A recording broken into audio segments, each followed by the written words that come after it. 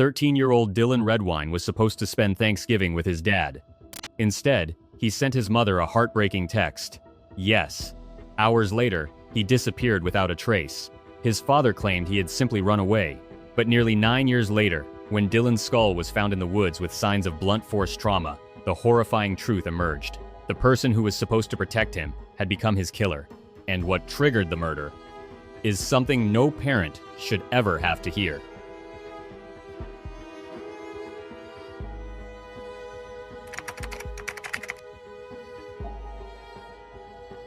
The bitter aftermath of a broken marriage often leaves behind a trail of unseen damage, but in the case of the Redwine family, it set the stage for an absolute nightmare.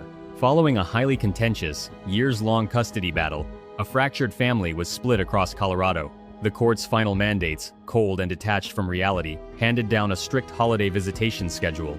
It was an official piece of paper that completely ignored the heavy emotional erosion happening beneath the surface. This brings us to a chilly November day in 2012, when 13-year-old Dylan Redwine was forced to board a flight to Durango to spend Thanksgiving with his father, Mark. To truly understand this tragedy, we have to look closely at Dylan's psychology. He wasn't just a typically moody teenager pulling away from a parent.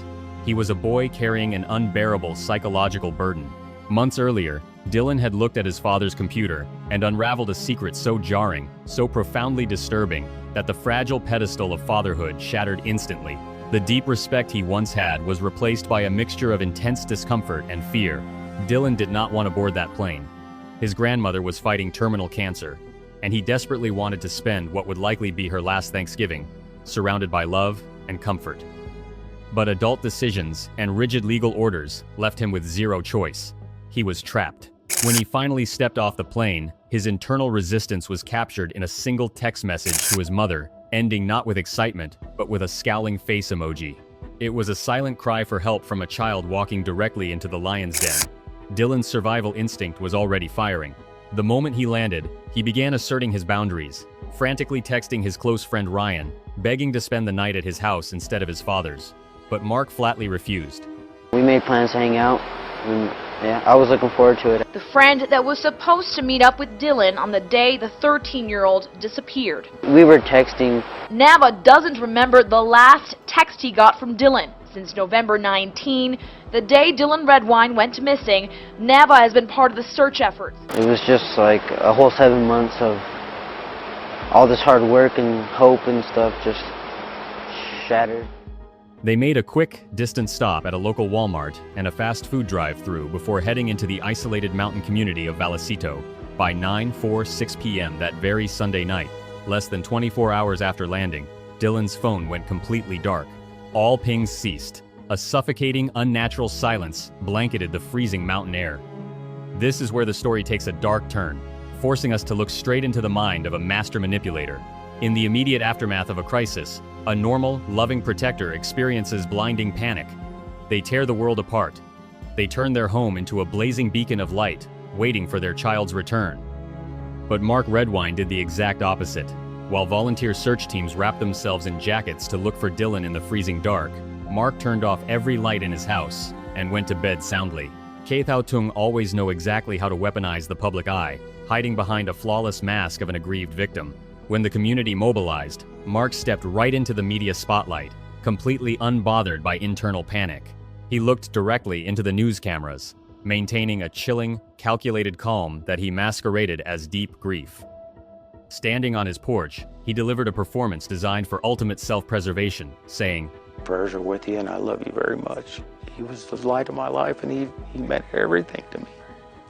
And I just want him home just like everybody else does." What struck me the most was the sheer, calculated grandiosity of this statement. Hearing those words, knowing the reality of what occurred behind those closed doors, sends an absolute shiver down your spine. Mark wasn't looking for his son. He was managing his alibi, using a national broadcast to paint himself as a doting, heartbroken father while his 13-year-old boy had already been silenced forever. The nightmare was only just beginning.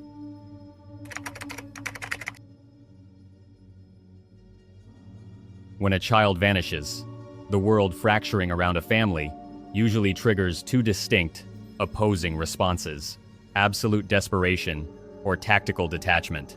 In the agonizing hours following Dylan's disappearance, the contrast between his parents was not just jarring, it was terrifying. While Mark Redwine calmly turned off his lights to get a full night's sleep, Elaine Hall was living a mother's worst nightmare. Driven by an immediate, fiercely sharp intuition, she didn't wait for excuses. She knew her son. She knew Dylan texted all the time, and he would never simply stop communicating or run away into the freezing mountain air without a word. Clutching his pillowcase so police dogs could track his scent, Elaine rushed across the state, running on zero sleep, desperate to find her boy. Soon, a massive, community-wide search effort exploded across the rugged terrain of Vallecito. Hundreds of volunteers shivered in the dark, shining flashlights into the thick woods. Yet, the one person who should have been leading the charge, the father, remained chillingly absent, choosing to stay in bed rather than join the search parties. This is where the psychological warfare truly began, shifting the case into an active game of gaslighting and deflection. In the mind of an aggressive manipulator, the best defense is a cruel offense. To shield himself from the burning glare of suspicion, Mark began systematically twisting the narrative. He actively weaponized the bitter custody battle, poisoning the investigation with calculated rumors. He told the media that Dylan was torn between his parents and hinted that the boy had fled due to the emotional pressures stemming from Elaine. It was a textbook psychological maneuver, deflecting guilt by projecting it onto the grieving mother, effectively turning the victim into the accused and himself into the tragic, misunderstood parent. This calculated manipulation wasn't just about self-preservation. It was designed to make Elaine question her own reality and force the public to look anywhere else but at him. But Elaine refused to be silenced by his psychological games. The simmering tension and unresolved trauma eventually spilled over onto a national stage during a highly charged confrontation on the Dr. Phil show. Sitting across from the man she once trusted, Elaine voiced the dark suspicion that had been suffocating her from day one. Looking directly at Mark, she demanded accountability in a moment that made the entire country hold its breath. I think Mark has something to do with it. I think he's either got him heading out or, done something and disposed. I strongly think that he's involved. Why? He hasn't done a single thing since Dylan has been gone. Why do you say that? I gotta be honest with you. This specific confrontation really makes my blood boil. Watching a mother completely hollowed out by grief, forced to beg the father for a shred of empathy while he sits there behind a cold, unyielding wall of denial is utterly devastating. Mark didn't flinch. Instead, he defensive shamed her, claiming she was simply trying to get even and hurt him. He even tried to gaslight the entire room by suggesting his mail carrier had seen Dylan walking miles away after he left, creating a ghost timeline to completely unhook himself from the crime. He was standing right in the center of a missing child investigation, completely unbothered, playing a twisted game of chess with human lives. Does this make your blood boil too? The search teams were scanning a freezing lake 15 times over, but the coldest place in Colorado was sitting right there on that television stage. Portion of his remains being located, it's very important that we find the rest of our son so that we can try to get as much of him as we can, because obviously we want to put him to rest and give him a proper burial. It was very important for us to honor the community and show everybody how much we truly appreciate their thoughts, their prayers, their selfless acts of hope. Behind the calculated silence of Dylan's disappearance lay a dark, deeply unsettling truth that fractured the father-son relationship long before that fateful November night. To understand why a routine holiday visit turned into a horrific crime scene, we have to look back at a family road trip taken a year prior. While his father slept in a hotel room, Dylan borrowed the man's computer and stumbled upon a deleted file. What he and his older brother unraveled next was a series of profoundly disturbing and sickening photographs of Mark. The images showed the father engaging in deeply bizarre, repulsive acts while wearing women's clothing acts so foreign and grotesque, they instantly shattered any remaining shred of respect Dylan held for his father. Dylan was a boy who couldn't hold back when he felt something was wrong. He was honest and direct. He wanted to use those photographs as leverage to confront his father, a psychological weapon to stand up against a man who constantly lectured his children about being good examples. Tragically, this exact confrontation became the deadly catalyst. When Dylan finally confronted Mark in that isolated house, stripping away the older man's dignity with the truth of his secret, it triggered a blinding, narcissistic rage that led to a catastrophic end. But a master manipulator does not survive on lies alone. They rely heavily on a psychological phenomenon known as flying monkeys. In psychology, this refers to the enabler's individuals a narcissist grooms, manipulates, and weaponizes to defend their innocence and attack their victims. Mark was an expert at creating an idealized facade for outsiders, presenting himself as a hard-working, doting father who was simply getting an unfair shake in the media. He successfully brainwashed those around him, turning them into defensive shields. These enablers couldn't possibly imagine that a father could harm his own son, so they willingly became his mouthpiece, absorbing his twisted narrative and aggressively lashing out at a grieving family. They shifted the focus away from the suspect, actively participating in the psychological torment of a mother desperately searching for her child. This toxic dynamic was put on full display on a national stage during the taping of the Dr. Phil show. Instead of a united front to find a missing 13-year-old boy, the stage became a battleground when Mark's ex-girlfriend stepped forward. Blinded by the tailored mask Mark had shown her during their 6-month relationship, she completely hijacked the mother's platform. Turning away from the evidence, she looked directly at a hollowed-out Elaine and delivered a chilling, judgmental strike. I dated Mark for about 6 months. I spent time with him and Dylan, and I don't see him in any kind of light other than a good dad. I do not believe Mark would harm Dylan in any way. He loved Dylan. I do not believe Mark is involved at all in the disappearance of Dylan. I believe Mark hasn't got a fair shake in the media. I'm a straight shooter and I'll tell it like it is. And what I would say to Elaine is, how dare you point the fingers at somebody when you have no proof? I couldn't stop thinking about how incredibly twisted this moment truly was. Watching an outsider, completely blind to the reality of what happened behind closed doors, weaponize her ignorance to publicly shame a mother whose child was missing is deeply devastating. It is the ultimate victory for a narcissist having someone else do your dirty work while you sit back and play the victim. Mark's enablers wanted the world to look at the messy custody battle, to look at a mother's alleged vendetta, to look anywhere else but at the quiet house in Vallecito. Drop your take in the comments. How would you feel if someone you loved went missing, and the world blamed you for looking at the only person who was last seen with them? The truth was buried deep in the unforgiving terrain of Middle Mountain, but back in society, the walls of deception were still holding strong.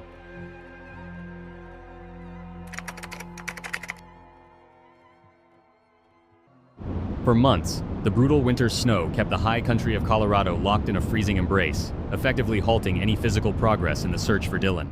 But as the sun finally melted the thick ice in June 2013, the unforgiving wilderness gave up its first grim secret. Deep within the rugged, isolated terrain of Middle Mountain Road, an area miles away from Mark's home and completely inaccessible during the winter, a search team uncovered a few scattered human bones. The devastating truth was quickly confirmed by forensic testing. The case was no longer a missing persons investigation. It was officially reclassified as a homicide. The worst-case scenario had materialized, shattering any remaining thread of hope the family held. This monumental shift in the case, a 4-day search. It was during that search that a Nike Air Jordan size 7 youth was found. That was the breakthrough.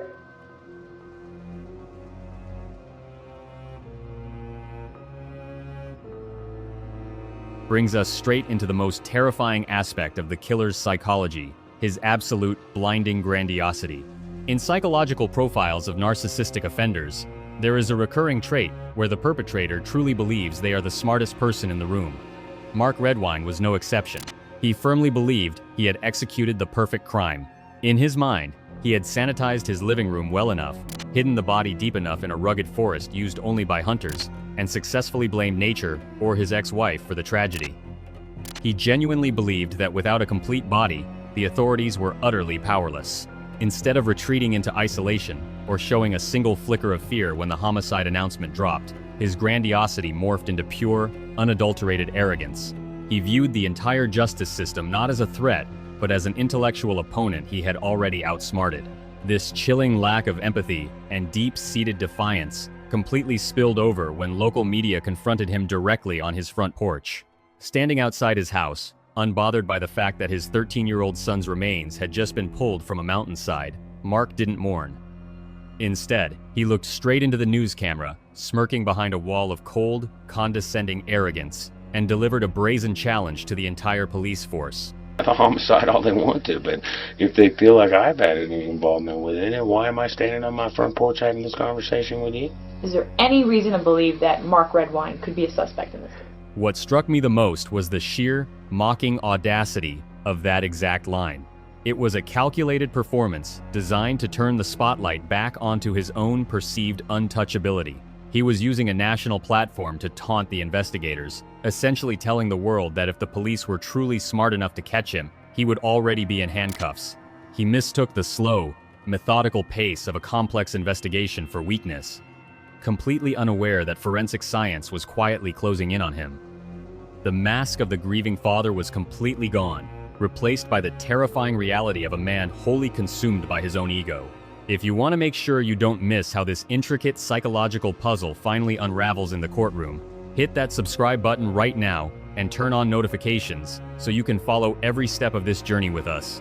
The wheels of justice were turning slowly, but the silent witnesses left behind at the crime scene were about to speak louder than any of his arrogant lies.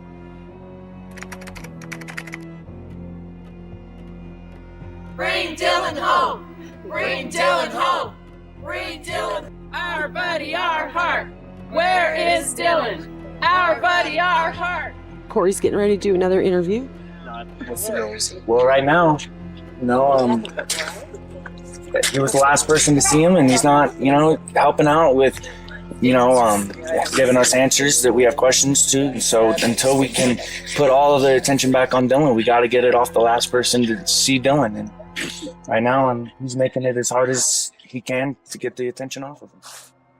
No matter how smooth a manipulator's tongue is, or how carefully they construct an alibi, they always forget one crucial thing. Science doesn't lie, and it doesn't forget. Mark Redwine believed that by hiding Dylan's remains deep within the rugged, frozen terrain of Middle Mountain, he had destroyed the narrative of his crime. He spent years hiding behind his carefully tailored mask of an innocent father, completely confident that without direct eyewitnesses, he was entirely untouchable. But what he failed to realize was that an invisible trail of evidence had already woven itself into the very fabric of his everyday life. While he was busy playing a twisted game of deception with the media and the public, forensic investigators were quietly working in the shadows, letting advanced technology map out the undeniable truth of what had occurred inside his home. The breakthrough didn't come from a dramatic confession. It came from the silent witnesses that Mark thought he had wiped away. When specialized K9 units, cadaver dogs trained to detect the faintest scent of human remains, were brought into the residence, their behavioral changes were immediate and precise. The dogs alerted significantly in specific areas of the living room, including the floor and the furniture, as well as in the back of Mark's pickup truck.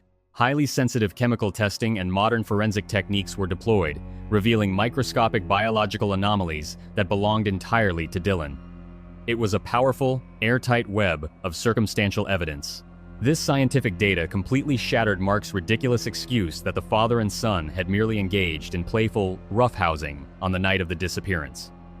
The physical environment itself held the memory of Dylan's final hours, offering a silent, undeniable testimony that no amount of narcissistic gaslighting could erase. For nearly 5 long years, Mark navigated his daily life as a cross-country trucker, passing miles in time, believing he had successfully outrun his sins. He watched the seasons change, watched the public interest wax and wane, completely convinced that the case had gone cold forever. But the wheels of justice, though agonizingly slow, never stopped turning. In July 2017, a newly elected district attorney who had been embedded in the case for years decided it was time to force a reckoning. Armed with a mountain of circumstantial data, expert profiling, and forensic mapping, prosecutors presented the evidence to a grand jury. The response was definitive. An indictment was handed down, charging Mark Redwine with second-degree murder and child endangerment resulting in death. The ultimate collapse of his perfect facade happened on a quiet highway in Washington state. Law enforcement tracked Mark's semi-truck, executing a high-risk felony stop with extreme caution. As the handcuffs clicked around his wrists in the back of a police cruiser, his mask of supreme arrogance finally cracked, replaced by utter shock and confusion. He claimed he had absolutely no idea what the charges were about, but his era of freedom was officially over. It took 5 years for the facade to crack. Does it make your blood boil thinking he lived freely all that time? Drop your take in the comments below. I'm curious to know how you feel about the slow pace of justice. The The man who thought he was smarter than the system was finally stripped of his freedom, forced to return to Colorado to face the devastating reality of his actions.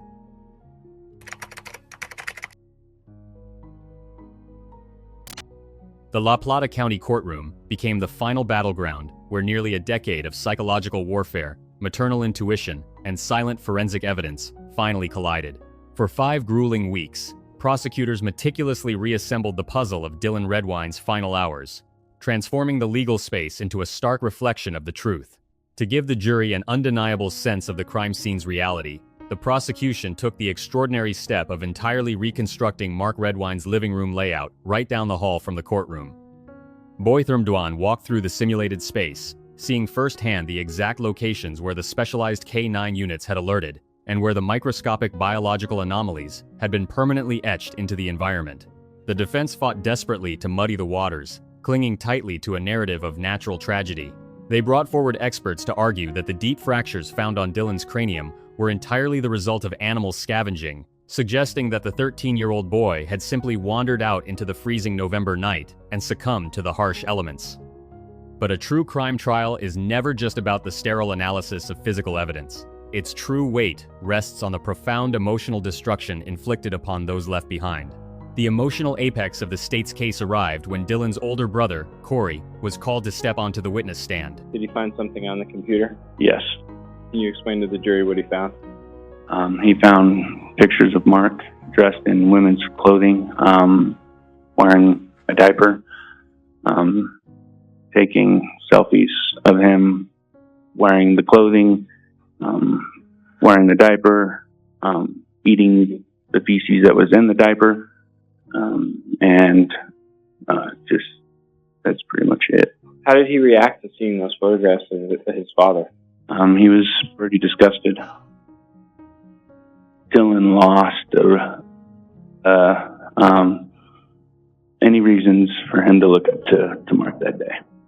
Corey carried an unimaginable psychological burden. He was the person who had stood shoulder to shoulder with Dylan in that locked bathroom years earlier, looking at the deeply disturbing images that shattered their family dynamic. Now, he was forced to sit in a room filled with strangers and look directly at his biological father, not as a protector, but as the accused destroyer of his little brother. Corey's testimony was a heartbreaking display of a family completely severed by narcissistic isolation.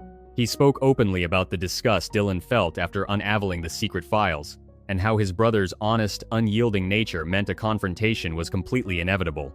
The defense tried to attack the family's character, attempting to paint the entire investigation as a bitter, vindictive crusade orchestrated by a grieving mother. But that cruel strategy completely fell flat against the raw, unfiltered pain filling the courtroom. During intense cross-examination, Corey remained unbroken, his words dripping with a mixture of profound sorrow and absolute finality. The emotional peak reached a breaking point when he was asked about his current feelings toward the man sitting at the defense table. So is there any reason back then for him to plant photos like that for you or for Dylan? No. Do you love your father? Yes. Do you wish you were here under different circumstances seeing your father? Yes.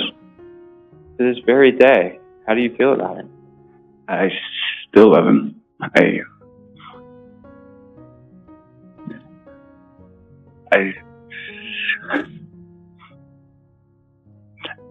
wish I didn't have to be here.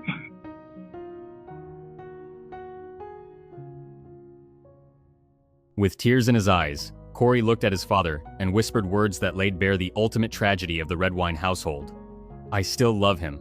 I wish I didn't have to be here. This specific moment in the trial highlights the terrifying reality of a master manipulator's wake.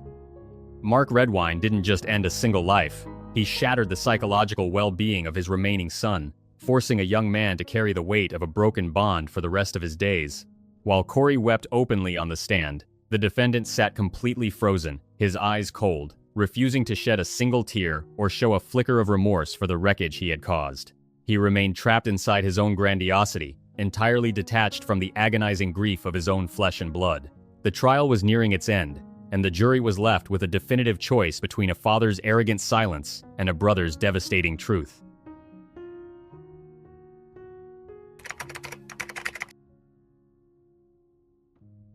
After a grueling 5-week trial filled with emotional landmines, the moment of truth finally arrived. The sheer volume of evidence presented by the prosecution had systematically dismantled Mark Redwine's defense. Despite his defense team's desperate attempts to blame the harsh mountain wilderness, the jury of 4 women and 8 men saw straight through the web of deception that had been spun for nearly a decade. They didn't need days to deliberate or debate the facts. It took the boy Thermdwan a mere 6 hours to return with a unanimous decision: guilty of second-degree murder and guilty of child endangerment resulting in death. Mark Redwine's carefully engineered facade of total invincibility didn't just crack it, shattered into absolute dust under the crushing weight of the law. When the judge finally handed down the sentence, it was the maximum penalty allowed under Colorado law, 48 years in prison, effectively ensuring that the 60-year-old manipulator would spend the rest of his natural life behind bars. Even as the handcuffs tightened for the final time, Mark remained defiantly locked inside his own grandiosity, writing a statement to the probation office where he bitterly claimed he was a victim of a miscarriage of justice and a sham trial. But the courtroom was no longer his stage, and his arrogant words no longer carried any power. The system he thought he could outsmart had permanently isolated him from society. For everyone watching this tragic saga unfold, this verdict marks a profound shift in the narrative, a powerful wave of emotional catharsis. For 9 long years, a suffocating sense of injustice, frustration, and pure rage had gripped anyone who followed Dylan's story. We watched a narcissistic father Nyo Tudu deflecting blame and weaponizing his enablers, while an innocent 13-year-old boy lay silenced on a cold mountainside. But with a single reading of the verdict, that heavy, burning anger finally dissolved into a profound sense of relief. The terrifying shadow Mark cast over his family was permanently lifted, proving that no matter how deep you bury a secret, the truth will eventually claw its way into the light. The ultimate victory of this ending, however, belongs to Elaine Hall. For nearly a decade, her life had been entirely consumed by the gruesome, exhausting details of a criminal investigation and her relentless, exhausting fight to drag her ex-husband to justice. But outside the courthouse, as tears of vindication washed over her face, the narrative shifted from a horrific crime story back to the memory of her beloved son. She could finally close the painful chapter of the autopsy reports, the forensic blood maps, and the courtroom battles. Elaine was finally free to start remembering Dylan for who he truly was, a funny, charismatic, empathetic 13-year-old boy with big blue eyes and a brilliant smile. Finally, after years of unimaginable pain, justice was served, and the healing process could truly begin. I'll keep digging if there's more to uncover, bringing you the deepest psychological profiles of the world's most complex cases. Thanks for watching, and for all your incredible support. What do you guys think? Does this ending bring you any sense of relief? Let me know your thoughts in the comments below, and remember to always look past the surface mask.